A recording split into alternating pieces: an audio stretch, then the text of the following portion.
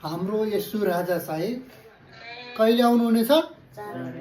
चाँडै है, चाँडै आउनेछन् यसु राजा बादलको सवारीमा है। जब प्रभु येशू ख्रीष्ट पहिलो पटक आउनुभयो, उहाँ चाहिँ यस पृथ्वीमा मानिसको रूप धारण गरेर उहाँ कन्या मरियमको गर्भबाट बेथलेम भन्ने ठाउँमा उहाँ जन्मिनुभयो। उहाँ एकदमै निर्दोष थुमाको रूपमा चाहिँ उहाँ प्रकट हुनुभयो। तर अब उहाँ फेरि पनि आउनुहुनेछ बादलको सवारीमा। आफ्ना जनहरूले जसले उहाँलाई विश्वास गरेका छन् उनीहरूलाई उहाँ लिनको लागि आउनुहुनेछ। अनि त्यो भएर तपाईँ र म चाहिँ हाम्रो दुलहालाई भेट्नको लागि हरेक दिन हामी चाहना गर्नुपर्छ है। जब विवाहमा एउटा मगनी हुन्छ अनि उनीहरूको बिचमा विवाहको लागि उनीहरू छिट्टो भेट्नको लागि कति आतुरी हुन्छन्। अनि तपाईँ र म पनि येशू ख्रीष्टको लागि चाहिँ तयारी हुनुपर्छ है।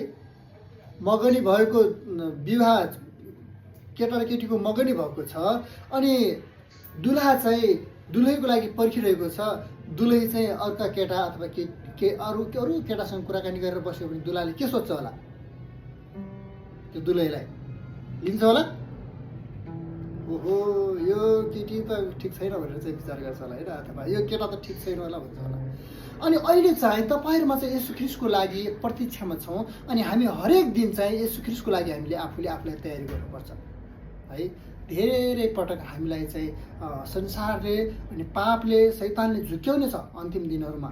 अनि येशू ख्रीष्टको आगमन धेरै टाढा छैन, हामी होसियारी हुनुपर्छ। नुहाको जल प्रलयमा कस्तो भएको थियो है। नुहाले आफूलाई तयारी गरिरहेका थिए र उनले चाहिँ जहाज बनाइरहेका थिए। अनि प्रभुको समयमा उहाँ चाहिँ आउनुहुन्छ भनेर उनले चाहिँ आफ्नो जहाजलाई उनले तयार गरे र मानिसहरूले चाहिँ नुहालाई भने नुहा त मूर्ख भइस् भनेर चाहिँ मानिसहरूले भन्दै थिए।